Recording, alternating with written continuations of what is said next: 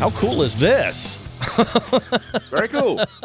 Hey, Colin, thanks for taking the time today. I'm not going to butcher your last name, so please. This is the drummer, the mastermind behind Dilemma, but not only that, he's a music educator. He's a whole lot of things.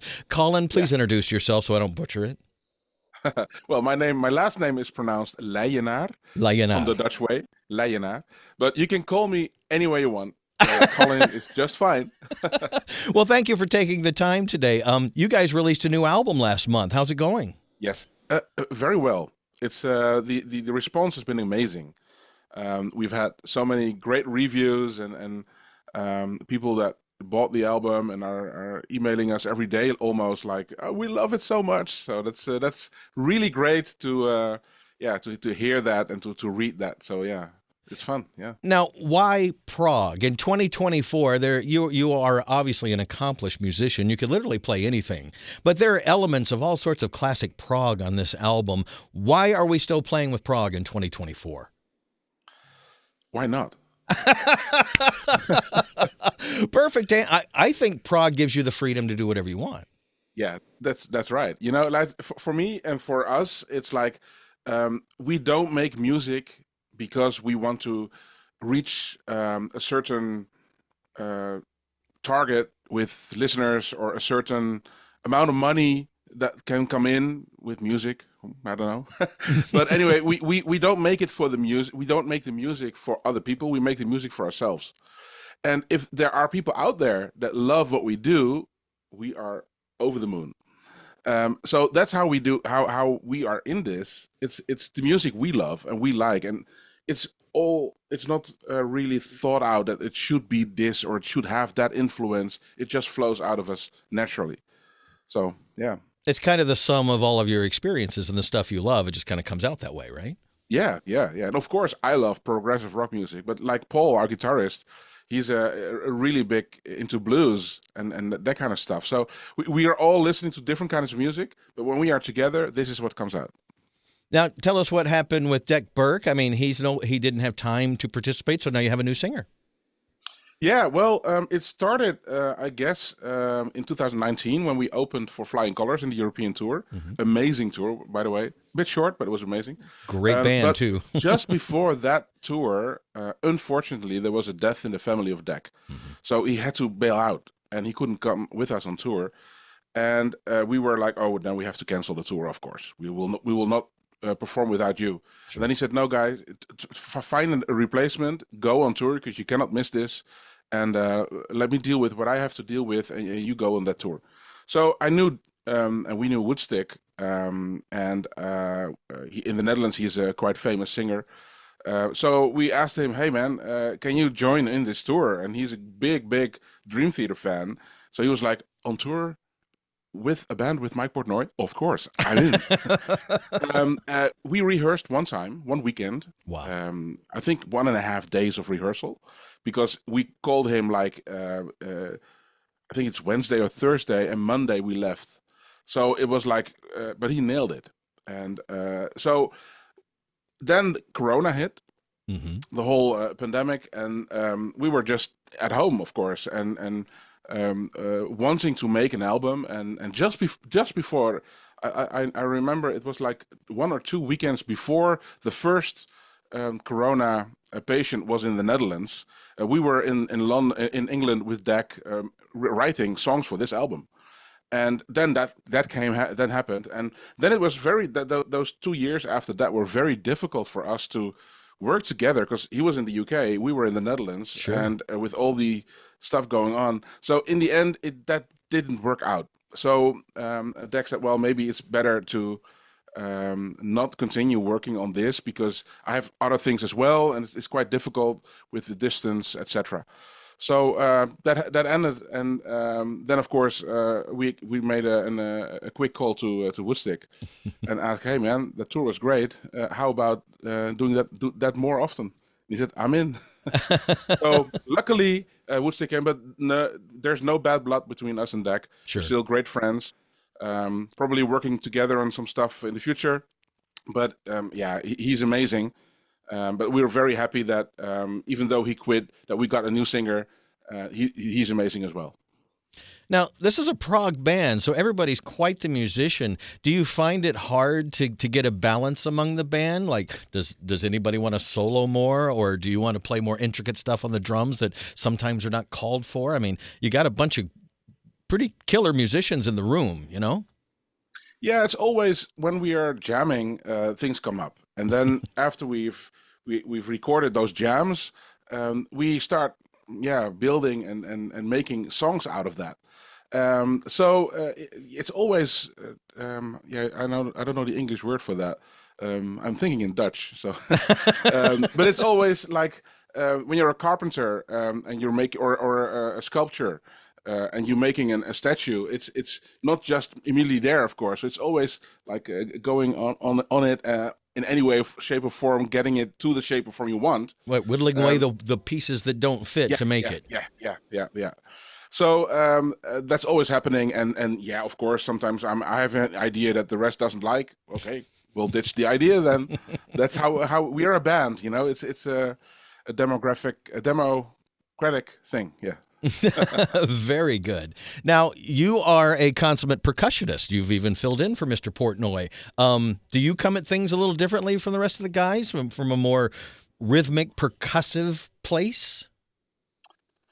Maybe I know, like Christopher is a drummer as well. Woodstick is a drummer as well. Well, so so they probably agree with your ideas more often than the rest. Sometimes, yeah, but sometimes not. Yeah, it's how it goes. You know, it's a band. So, as you play the drums so well, and you have that stack of all the different snares behind you, which just looks incredible. Yeah. What do you like to play when you're not in a band rehearsing for a tour or an album? What do you like to just jam to in your home studio? Oh, very different kinds of music. Old jazz rock stuff, even modern pop, local pop music. I don't have a specific music style I'm committed to. I just like good music, and the style doesn't matter to me. It just has to have a good vibe, and and that's the most important thing. It has to touch my soul. It has to touch my heart. You know, I have to be moved emotionally to be able to really like the music. And there's so much great music out there. There is. It's funny when we talk to people who are younger, or the people that we grew up with who now aren't in the music industry like we are. And I still listen to the same stuff from the 80s. I still listen to the same stuff from the 90s. And it's like, there's so much good music out there around the world these days. It didn't stop. Like crazy. It's a bit too much, actually. Actually, I got to admit, sometimes my email box is a little too full of things to listen to. Yeah. Every Friday, there's this a pile of music coming out, and I can listen to a new album once, maybe twice, and then there's a new album. I need to listen to that one. So I used to know every detail of a song of an album I bought, because I was listening to it daily, over and over. Right? And now it's just there's so much coming out. But it's also a great thing because a lot of musicians are speaking their voice musically. So that's great. As an educator, is this something you're instilling in your students, that they need this love, this passion? Yeah, definitely. I have a music school, for the people that don't know that, in the town where I live. And we have about 300 students. I got a team of 14 teachers that are teaching. And we're expanding currently in the Netherlands with multiple places where we are opening music schools, are going to open music schools. So that's great. And what I always maybe tell it differently. When I started with getting music lessons when I was 12 or even younger, they taught me the way they knew how to teach. And to me, that was a bit boring. I got this first drum book, and it was like 40 pages. I don't know how thick it was. Mm-hmm. But the teacher said, "Well, we're gonna divide it in 30 pieces because there are 30 lessons this year." So then you know how this year is going. And then I was like, okay, bye-bye.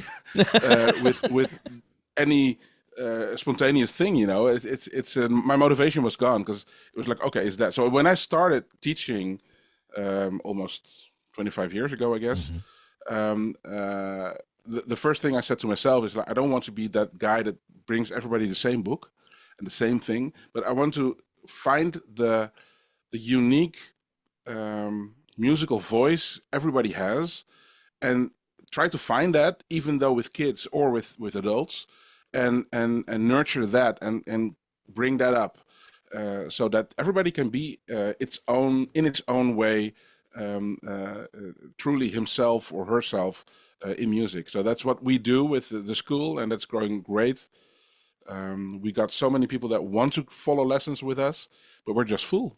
So we have a waiting list of over 300 people right now.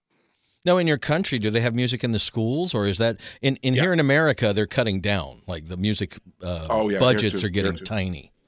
Yeah, yeah. The same here. There is still music lessons on the schools, but it's going down very quickly. And there are also a lot of music schools in the Netherlands for after normal school times, Hmm. like mine. And yeah, we all know, we talk a lot with each other, and we all see so many people that want to learn to play an instrument. So that's great. That is, for me, like in middle school, I wanted to be a drummer, and there were too many drummers, so I had to pick something else. And the All the right. Yeah. theme from Rocky was number one, so I picked the trumpet, and it turns out I was good at trumpet and was first chair and all that kind of stuff. So you're right, Cool. you don't always know what your musical voice True. is. Yeah. Yeah. True. Because I had tried to play guitar, and somebody didn't teach me chords and didn't teach me right, and I didn't last a year in that. Yeah. And it's also like with some teachers, they want to make little persons of the little copies of themselves in the students. Right. And but that student maybe wants to play Metallica, but he's a jazz guy. So that doesn't match, and we are always trying to find the right match, so that, yeah, they can grow and they can have fun, because fun is the most important part, of course. I think so. It's probably why you're in a band, too. Oh yeah, yeah. Well, let's talk about the album, The Purpose Principle. What's your favorite song on the album? Paradox Sorry. Principle.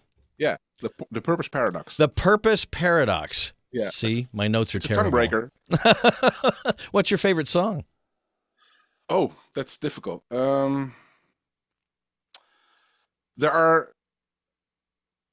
uh, a few moments on the album that are really favorable with me. I think the ballad Thunder, the way Woodstick sings that song, man, what a singer. Now, do you But guys it's have a like, choice when it comes to the singles that have been released off the album? sorry? Did you have a choice in the singles that were released off the Yeah. album so far? Yeah. We just as a band we decided which one we're gonna do. Yeah. That's why I like to Yeah, ask what your favorite is, to see if it's one of the ones that have been released so far. Yeah. Yeah, of course. And for me personally, Glow is also a favorite, because it's a song that I wrote for like 90%. So that's something that was close to my heart, of course. But yeah, I really love this album. Yeah. And so you listen, this is a hard question to ask someone. Do you listen to your own stuff? Do you have this in the car? Yes. Do you really? Yeah, definitely, because I have to learn the songs, not just by recording it once, but also we're gonna perform it live. So yeah, I'm studying it. So what are the future plans? Well, next month, November 24, we will be the after show band playing right after Dream Theater, on their 40th anniversary tour in Amsterdam in Avas Live. Amazing. So that's very cool. Isn't it nice to have Mike back in the band? Oh man, That amazing, first song, yeah. I was just like, yep, he's back. Yeah, yeah. You hear his feel, his groove, his power, his nothing touch. against Mangini. He's a Oh fantastic no, percussionist. he's a great but- drummer. yeah. but it's just a different kind of drummer. And of course, we grew up with when Dream Theater was starting out, and so the sound of Mike, a drummer, is so how do you say that in English? Iconic? Unique? Yeah, but also so very important for the sound of the band. Right. And now he's back. That sound is back. That's yeah. I love it. I love that song, by the way. Yeah. Well, gee, if you're going to play that after show thing, you should talk about doing a tour. We'd love to have you guys over here. I'd love to. Yeah, we love to do tours. Yeah, of course. And how about recording any new music? I mean, there are always leftovers for an album. Do you have anything saved for a next one? Yeah, definitely. There are songs and snippets of songs or parts that we didn't use. But if they will be on the next album, we don't know. We'll just see what happens. There are some new ideas already. People are having ideas throwing around already, and yeah, we'll see what happens. We hope we will not wait that long again for the next album, I guess. Well, I hope It not. was six, there was 6 years in between the last one. Yeah, and that this was a one. bit long. It's a bit lengthy. People start to Yeah, forget. maybe. Yeah, yeah. Well, we're not only doing music, of course. Sure, you have a school. You have other things going on. Yeah. Well, thank you so much for taking the time today. It was a pleasure to finally meet you virtually. The same here. The same here. And we should do this again sometime. Yeah, would love to. I would love to.